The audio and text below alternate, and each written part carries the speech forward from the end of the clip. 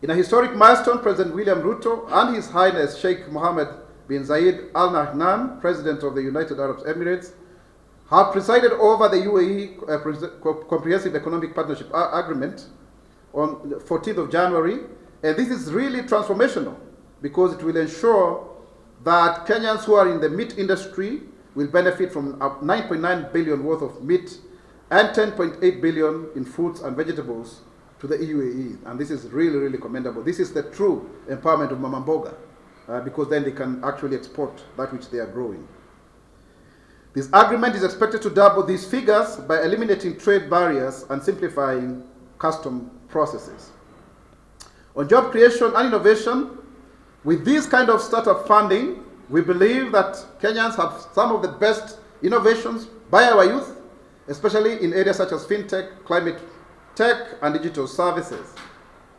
And this is aimed at addressing local challenges and prototyping. How is it that the world can deal with these challenges, so that then the solutions that we get here in Kenya are applied globally. Again, this startup capital will also ensure that there are employment opportunities. And of course, the Jobs Maju initiative that has seen over 243,000 Kenyans get jobs abroad has given us a lot of money as a country in terms of foreign exchange to the tune of over $4 billion US, or if you like it, about 590 billion Kenya shillings.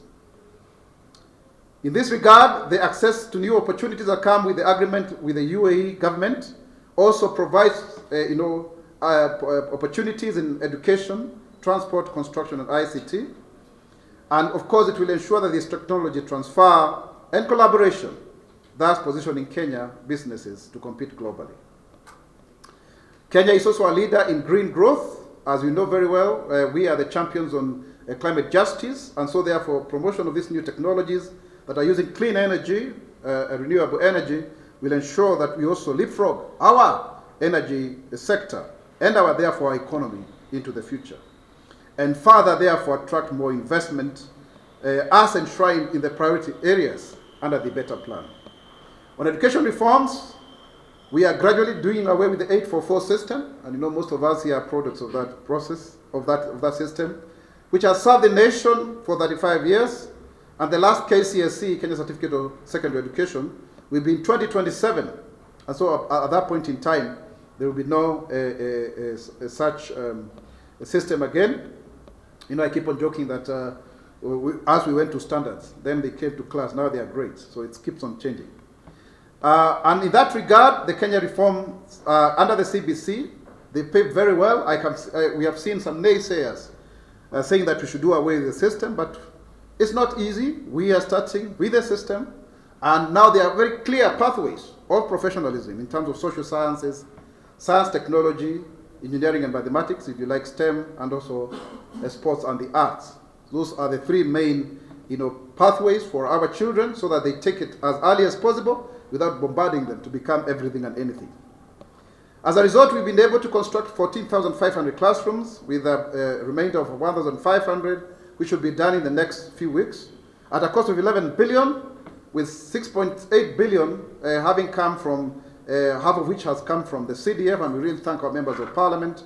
And we are going to construct another 7,290 classrooms, especially for the senior secondary level. As a result, also, the government is securing 48 billion Kenya shillings to ensure that we deal with Term 1 issues of 2025. They will be disbursed. Some of it has been disbursed already.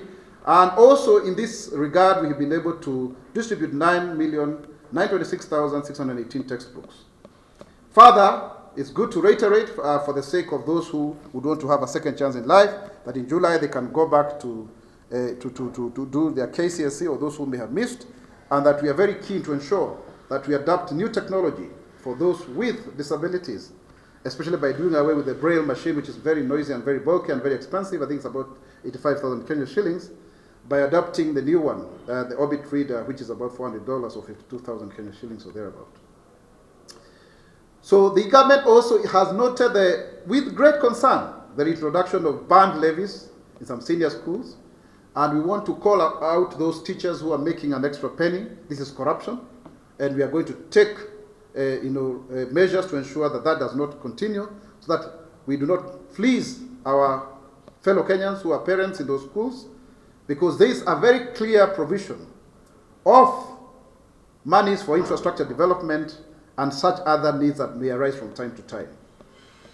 And as a result, therefore, we are calling upon Kenyans to also volunteer themselves to apply for the jobs of teachers that the teaching jobs that we will advertise. In this course, we anticipate to employ another 6,000, but that will be made, the announcement will be made in due course, so that we continue to filling in the gap that has resulted from the increased population of students and also the new competence-based curriculum.